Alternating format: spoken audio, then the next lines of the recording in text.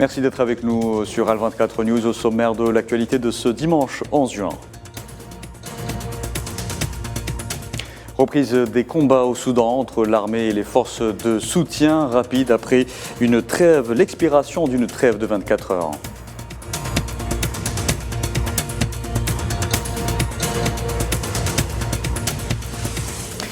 Un site d'information américain révèle le renforcement de l'implication d'entreprises sionistes dans le pillage des ressources naturelles du Sahara occidental après la normalisation entre l'entité sioniste et le régime du Marzen.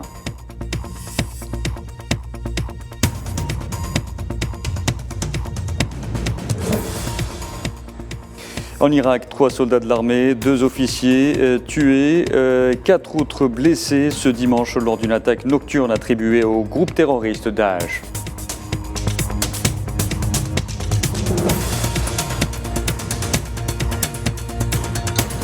Et puis sport football, Manchester City remporte sa première Ligue des Champions après avoir battu l'Inter de Milan 1-0 à Istanbul.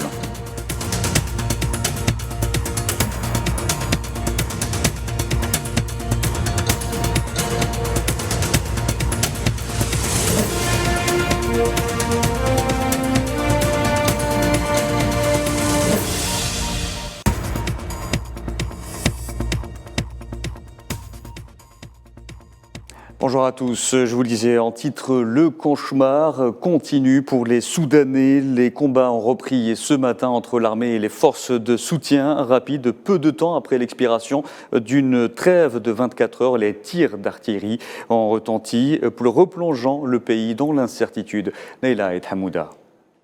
Le répit a été de courte durée au Soudan. Des tirs d'artillerie et des combats de rue font à nouveau trembler Khartoum 10 minutes après l'expiration de la trêve de 24 heures. Une énième depuis le début du conflit entre 2 généraux rivaux qui se disputent le pouvoir. Les Soudanais ont été réveillés ce matin par le bruit des combats d'artillerie lourde à Khartoum et à Omdurman et des tirs avec divers types d'armes ont été signalés dans la rue El Haya dans le sud de la capitale. Ce cessez-le-feu globalement respecté qui avait commencé samedi à 6 heures heure locale et qui a pris fin ce dimanche avait permis aux habitants de Khartoum de profiter d'un répit pour se ravitailler ou fuir la capitale. Les précédentes trêves n'ont quasiment jamais été respectées depuis le début du conflit le 15 avril. Ce dernier a conduit le pays à une grave crise humanitaire. Seuls 20% des établissements de santé fonctionnent encore à Khartoum. Les rares cargaisons d'aide qui ont pu être acheminées ne couvrent pas les immenses besoins des populations. Pire encore, le nombre de personnes portées disparues a augmenté. Selon le Comité international de la Croix-Rouge, les opérations de recherche se poursuivent, mais elles se heurtent à de nombreux obstacles, à savoir la poursuite des combats et le manque des ressources médicales qui entravent l'identification et la récupération des corps. Depuis bientôt 2 mois de conflit armé, les combats font toujours rage. Le bilan ne cesse de s'allonger. Plus de 1800 personnes ont trouvé la mort et 2 millions de déplacés et réfugiés selon l'ONU. Et comme vous venez de l'entendre, ce conflit a poussé des centaines de milliers de Soudanais à se déplacer vers les pays voisins, particulièrement vers l'Égypte d'ailleurs. Et en réponse aux questionnements de certains journalistes, le ministère égyptien des Affaires étrangères a indiqué que la décision d'imposer un visa d'entrée aux Soudanais visait à réglementer et non à restreindre leur entrée en Égypte.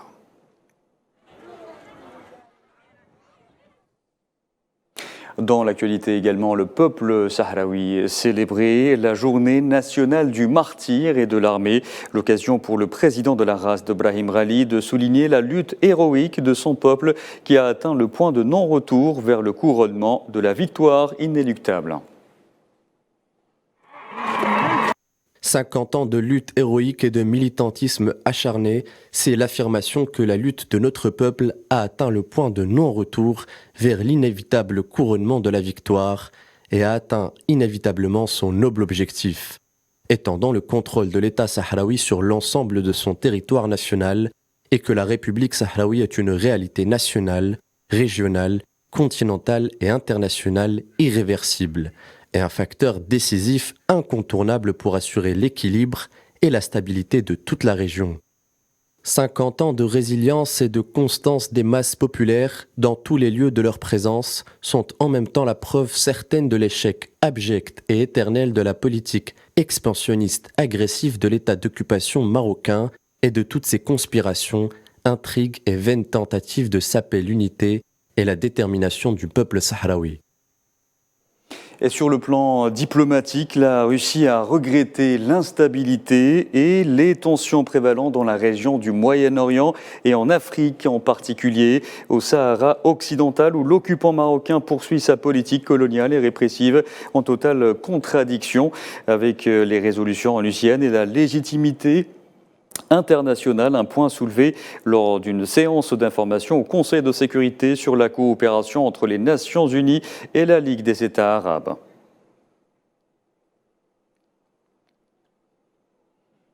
Et pendant ce temps, l'occupant marocain poursuit sa politique répressive en s'alliant notamment avec l'entité sioniste. Sa politique donc répressive, une connivence dont le résulte un renforcement de l'implication d'entreprises sionistes dans le pillage des ressources naturelles sahraouies, notamment hydrocarbures, et ce depuis la normalisation entre l'entité sioniste et le régime du Makhzen. Le point avec Mohamed Wali Ben Shaban.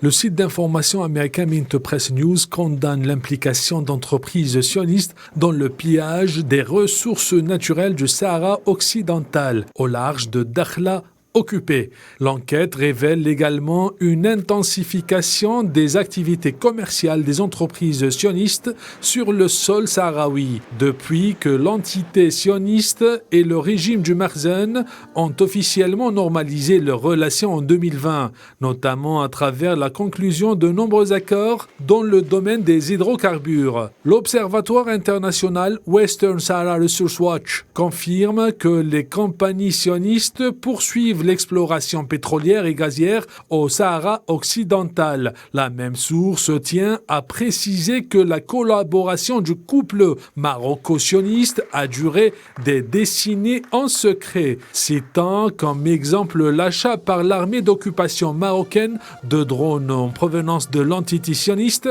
en 2014. Ce sont des ressources qui seront épuisées et disparaîtront sous l'occupation avant que le conflit se soit résolu. Et c'est très inquiétant pour le peuple sahraoui. Donc ce que ces entreprises sionistes font maintenant, c'est en quelque sorte le pire du pire. À cet égard, la RASD a mis en garde contre ces opérations de pillage illégal impliquant ces entreprises sionistes menées dans la partie occupée du Sahara occidental. Le pillage et l'épuisement des ressources sahraouies pour le régime du Makhzen et ses alliés constituent une violation flagrante des chartes et traités internationaux. Dans l'actualité également, l'armée nigérienne a annoncé avoir éliminé 3 assaillants lors d'une attaque par des hommes lourdement armés ciblant des positions militaires près d'une mine d'or dans la zone désertique d'Arlit au nord. L'armée a affirmé avoir récupéré 4 véhicules tout-terrain, une mitrailleuse de 12,7 mm, plusieurs roquettes et diverses munitions des assaillants.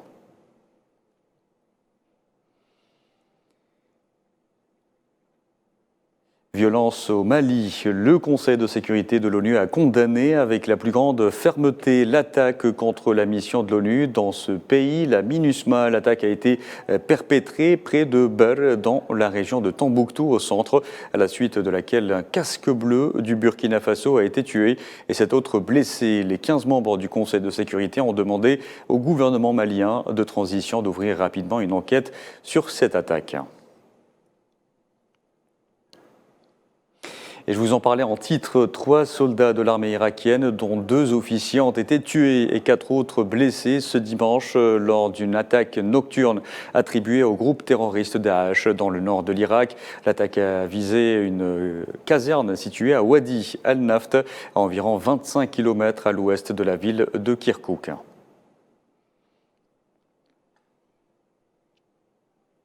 Et l'Iran a nié l'existence de tout matériel nucléaire non déclaré dans le pays en réponse aux questions soulevées dans un récent rapport de l'Agence internationale de l'énergie atomique sur ses activités nucléaires. En réponse au rapport de l'AIEA, Téhéran a affirmé que la remise en question de la nature pacifique du programme nucléaire iranien n'avait aucune raison d'être alors que les activités nucléaires du pays ont été entièrement supervisées, contrôlées et soigneusement vérifiées par l'AIEA.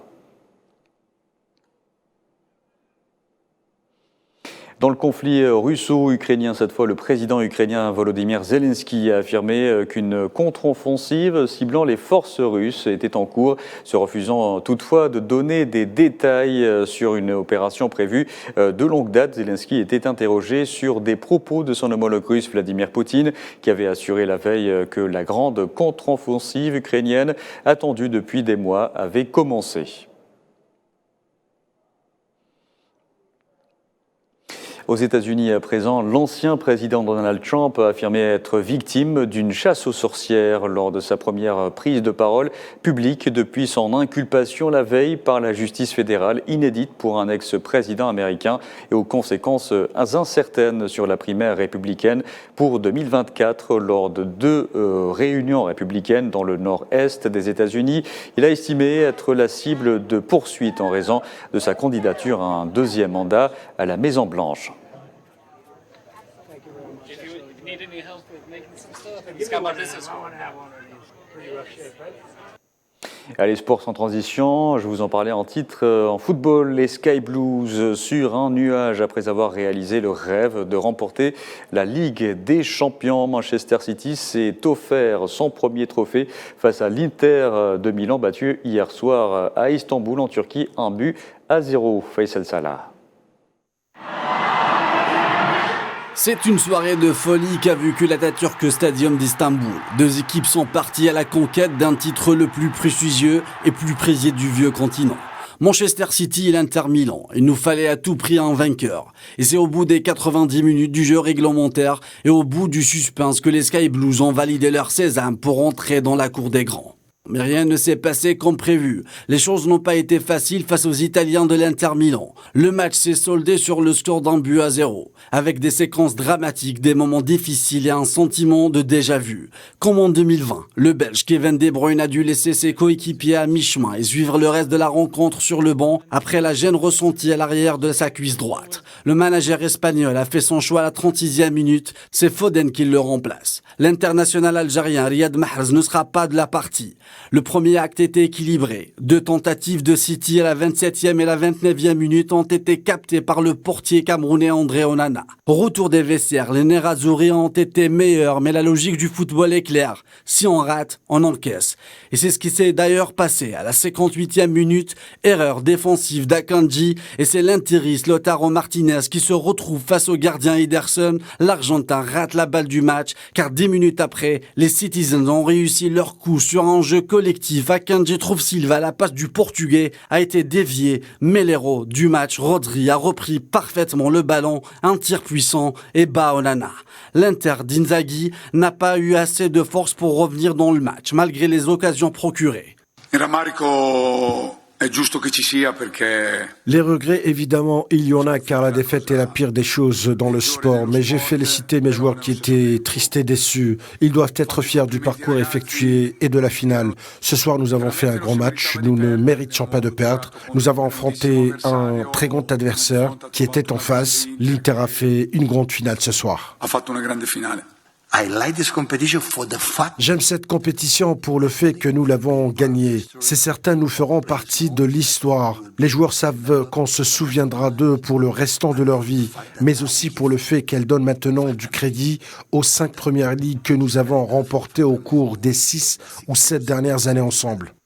Après une première finale perdue en 2021, Manchester City s'est finalement adjugé un titre très convoité depuis quelques années et réalise son premier triplé historique, Première Ligue, FA Cup, Ligue des Champions. Riyad Mahrez est devenu le deuxième joueur algérien à remporter la coupe aux grandes oreilles après la légende Rabah Majer. Et en football africain, les joueurs de l'USM Alger, vainqueurs de la Coupe de la Confédération africaine, ont été reçus aujourd'hui par le président algérien Abdelmajid Tebboune, qui a présidé une cérémonie en leur honneur au Palais du Peuple à Alger. Voilà, c'est la fin de ce journal. Merci à vous de l'avoir suivi.